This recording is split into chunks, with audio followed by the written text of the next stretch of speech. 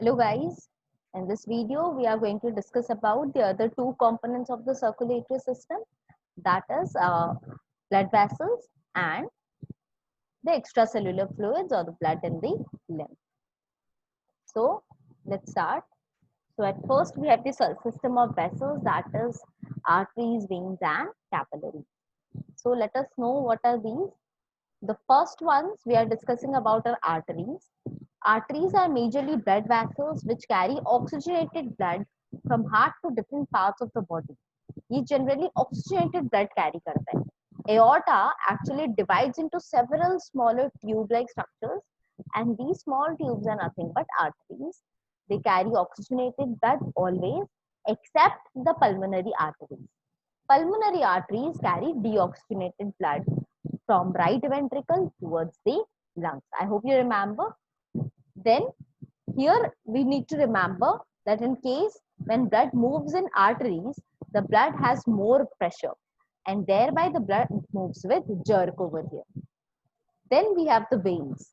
Veins, they carry deoxygenated blood from different parts of the body towards the heart. Okay? All the veins, they carry deoxygenated blood, but only the pulmonary veins carry oxygenated blood from lungs towards the left atrium of the heart. Am I clear to you? Comparative to arteries, you can see over here the ventricles are lesser thin. They are less elastic and are less muscular. Also, they have valves. See over here. These are arteries, these are veins.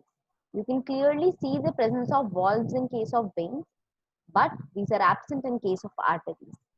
Also, the deoxygenated blood have lesser pressure, thereby the blood here comparatively moves with less jerk, and thereby the wall is lesser thick comparatively, or is less elastic in nature. Arteries may, they have a elastic layer. See over here, this yellowish part forms the elastic layer. This provides elasticity to the arteries because the blood will move with high pressure. So elasticity लगेगा. समझ में आया? Muscles आपके muscular ज़्यादा होना चाहिए arteries, and similarly they need to be more thicker also. And lastly we have the capillaries. Capillaries are nothing but very fine vessels which are actually connection between the arteries and the veins. When blood comes from arteries, see over here, when blood comes from arteries, it actually cannot pass any of its substance directly to the nearby cells. So in order to transfer anything to the nearby cell, you need to be less thicker. So क्या होगा? This artery will divide. Several times will form arterioles, which are smaller branches, and the arterioles further divide to form this web-like structure, which is called the capillary. Okay? This is the capillary. This network-like structure is the capillary. Capillary have vessels which are very, very thin. They are only one cell thick, and substances can easily pass across them to the surrounding.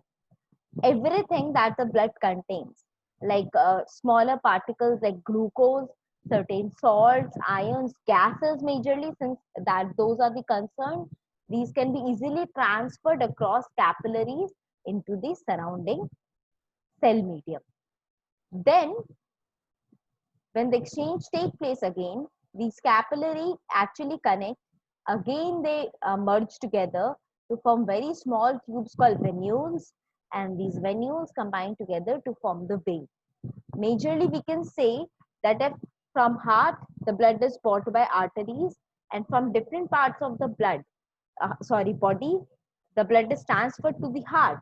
So in between these two, matlab in between arteries and veins, there has to be a connection, and this connection is done through the capillary. Am I clear to you? So majorly when we talk of the blood vessels, there are three major types: arteries, veins and capillaries. Difference between arteries and veins are very important. Arteries are always more thick and elastic. Vein is thin and less elastic. Arteries always carry oxygenated blood, whereas vein always carry deoxygenated blood.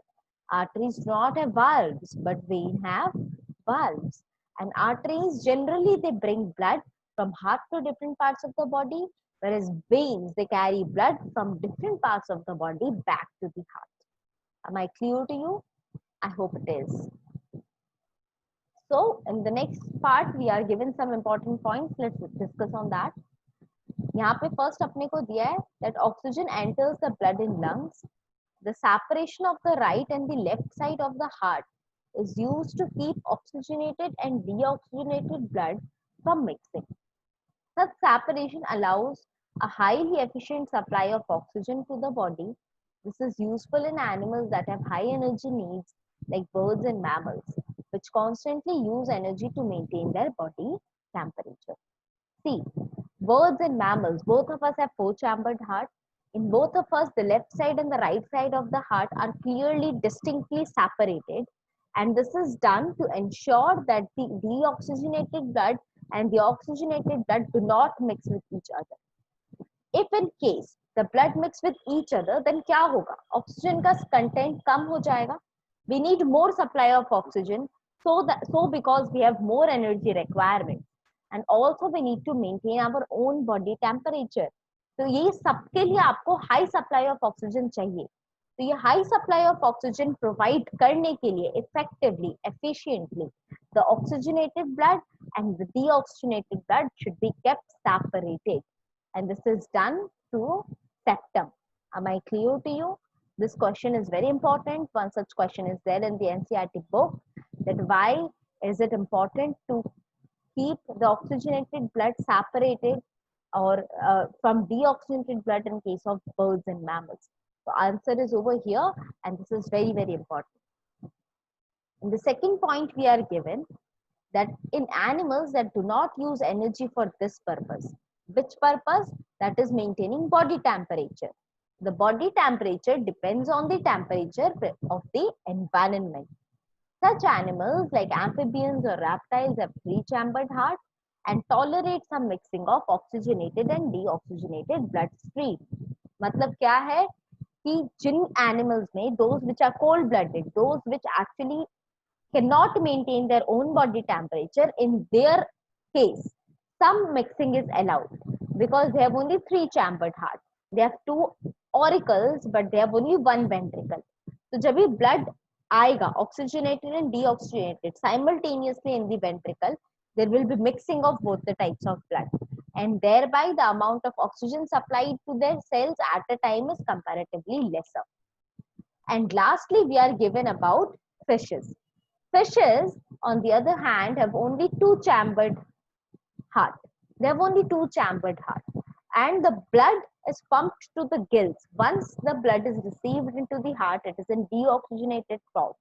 The deoxygenated blood is transferred to the gills for oxygenation, and from gills itself, it is transferred to different other parts of the body. So important thing is that in case of circulation, in case of fishes, only the blood moves only once through the heart.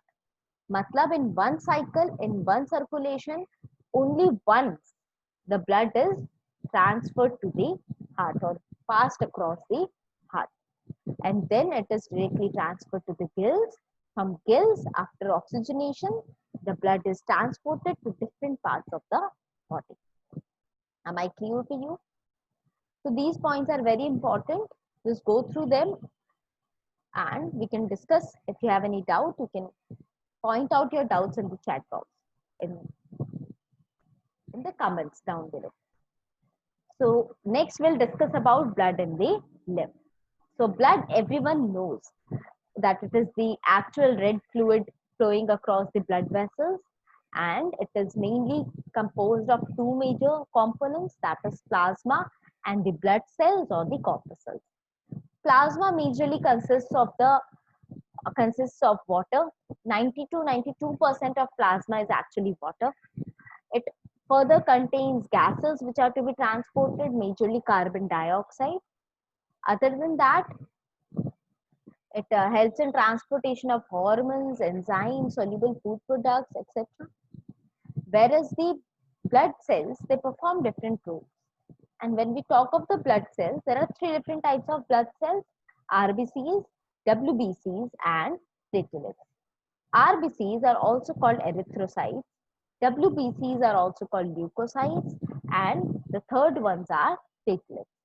RBCs or the red blood cells contain hemoglobin, and it helps in transportation of oxygen from one part to the other.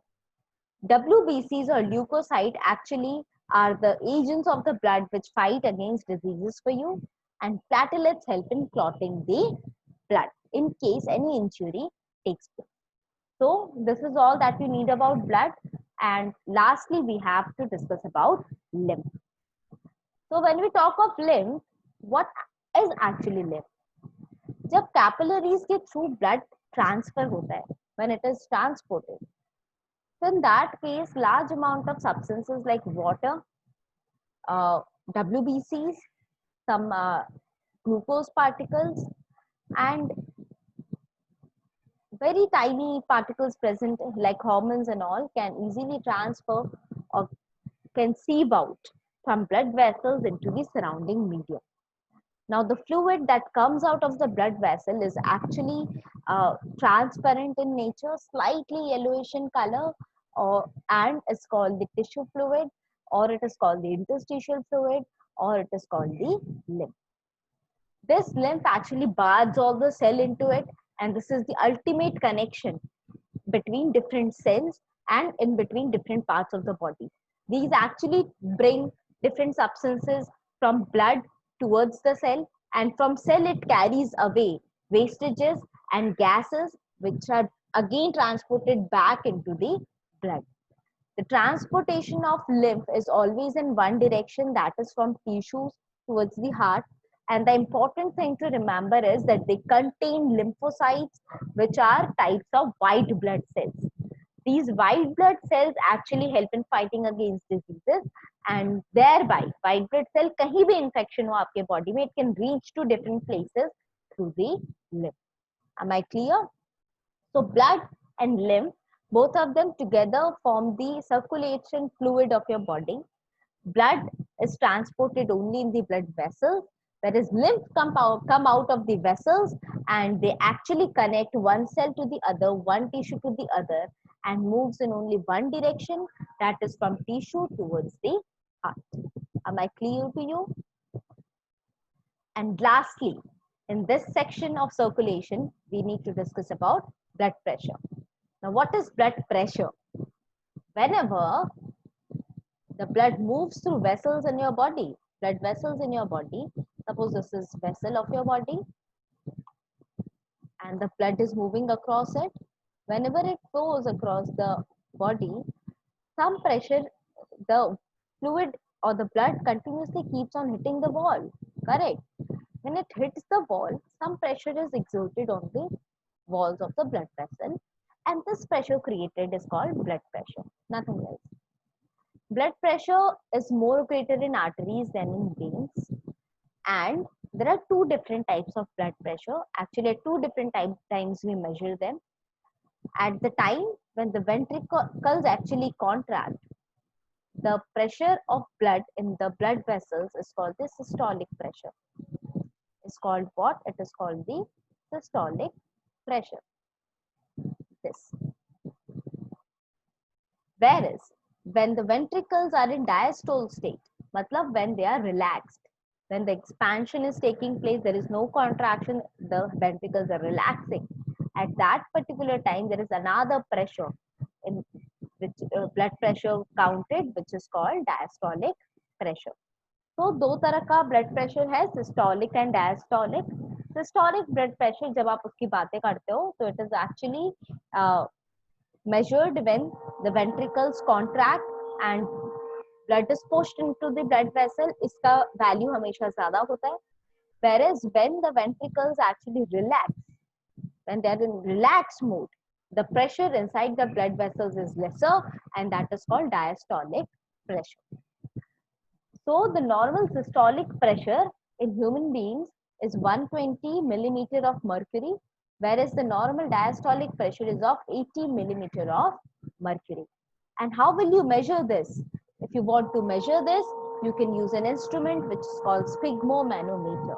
What is it called? It is called sphygmomanometer. You might have definitely seen it. I'm showing you. See, this device is called sphygmomanometer. This is used to measure blood pressure. Now, the normal blood pressure is of 120 by 80 millimeter of mercury. But certain times, people may suffer from high blood pressure issues as well as low blood pressure issues. When we talk of low blood pressure issues, the systolic as well as the diastolic pressure may drop from 120 by 80 to something lesser, uh, which makes the person feel bit nauseatic, sometimes dizzy. Uh, he may feel lazy, and in extreme cases, fits ho sakta hai. But in case of high blood pressure, it is more dangerous. The pressure is more inside the blood vessels. It crosses 120 by 80 and may reach up to 150, 160, in severe cases 200 or more in case of diastolic pressure. This is extremely harmful for us because it may lead to rupture of the arteries and may lead to internal bleeding, which leads to hemorrhage. You might have heard of brain hemorrhage, you might have heard of internal bleeding. This is all generally because of high blood pressure issues. So, if in case any person is suffering from any such problem, proper medication is required, and daily medications are actually given to such people. And with proper medication, you can balance your blood pressure. So, in this video, we have already discussed about uh, the types of blood vessels that we have, the types of circulatory fluid, that is blood and lymph, and lastly, we have discussed about blood pressure. I hope you have understood. I'll see you soon with the next video. Stay connected.